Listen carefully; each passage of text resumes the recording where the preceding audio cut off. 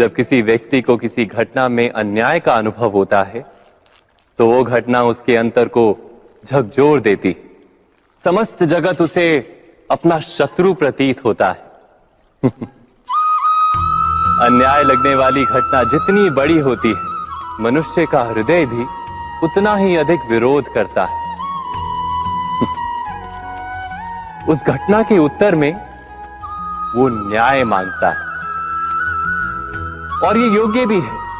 वास्तव में समाज में किसी भी प्रकार का अन्याय व्यक्ति की आस्था और विश्वास का नाश है। किंतु ये न्याय क्या है? न्याय का अर्थ क्या है? अन्याय करने वाले को अपने कार्य पर पश्चाताप हो और अन्याय भुगतने वाले के मन में फिर से विश्वास जगे समाज के प्रति। इतना ही अर्थ है ना न्याय का।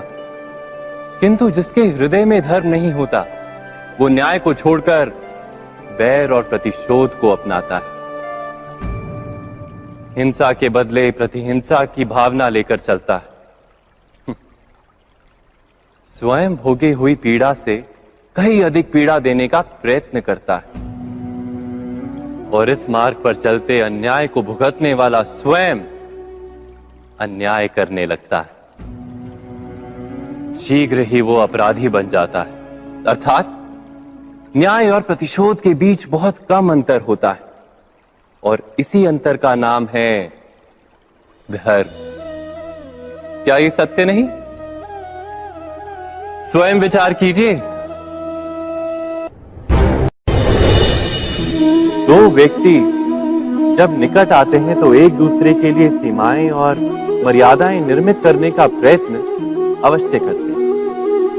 हम यदि सारे संबंधों पर विचार करें तो देखेंगे कि इन सारे संबंधों का आधार यही सीमाएं हैं जो हम दूसरों के लिए निर्मित करते हैं। और यदि अनजाने में भी कोई अन्य व्यक्ति इन सीमाओं को तोड़ता है तो उसी क्षण हमारा हृदय क्रोध से भर जाता है। इन सीमाओं का वास्तविक रूप क्या है? क्या हमने कभी विचार किया? सीमाओं के द्वारा हम दूसरे व्यक्ति को निर्णय करने की अनुमति नहीं देते। अपना निर्णय उस व्यक्ति पर थोपते हैं, अर्थात किसी की स्वतंत्रता का अस्वीकार करते हैं हम। और जब स्वतंत्रता का अस्वीकार किया जाता है तो उसका हृदय दुख से भर जाता है, और जब वो सीमाओं को तोड़ता है तो हमारा हृदय क्रोध से भर जाता है। क्या ऐसा नहीं होता?